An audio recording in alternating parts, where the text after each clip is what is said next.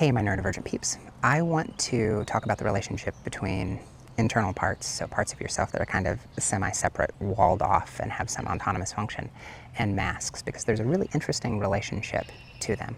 I think a lot of our masks that we develop actually come from parts, and I'm going to get into why all of that's important. Hi, I am Dr. Craig. I'm the founder of Connection Craft. I'm a neurodivergent and osteopathic physician, and also a love, life, and everything coach for neurodivergent individuals.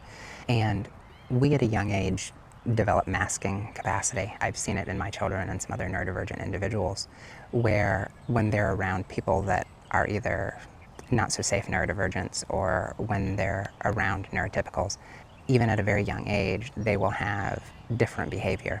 And when taken out of that, especially if they have to be in it for a while, they actually have some restraint collapse, even at a very young age. I'm talking as young as 16, 18 months.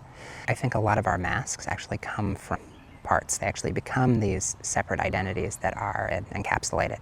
They hold our skills, they hold our abilities, they control how information is flowing through our nervous system.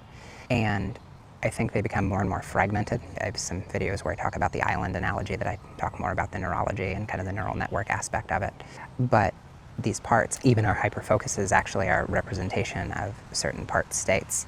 And by unifying these parts, we can actually bring a lot of our resources back together so that our brain works more efficiently, we're happier, we have less neurologic drag, less neurologic strain.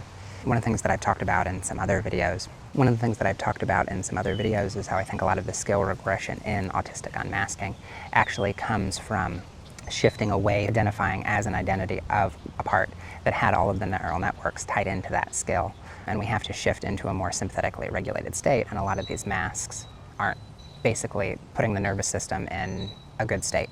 So there is and I've talked about this as well in some other videos, there is a tremendous amount of importance in developing our masks and our personas consciously, and they need to meet a number of criteria. So one, they need to be integrated, they need to be under our conscious volition, they need to be something that we've understood and crafted so that it matches what we are deep inside, much deeper than our personality, our deep spiritual self.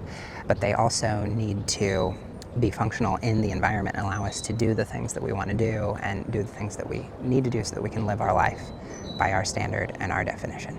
There are certain spiritual bodywork disciplines, specifically biodynamic osteopathy, that can help with that if someone can sense the parts. There's certain styles of acupuncture, like non-somatic extraordinary vessel acupuncture, that's very effective. There are some parts work schools.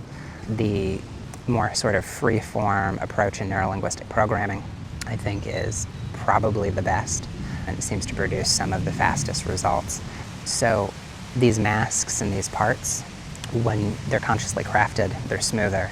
We can turn them on and turn them off volitionally. They take less energy, and we maintain access to different skills and abilities regardless of context, or regardless of being in a safe environment and being able to turn off all of our masks. If you like this comment, like, share, follow, and as always, send this to a neurodivergent in need.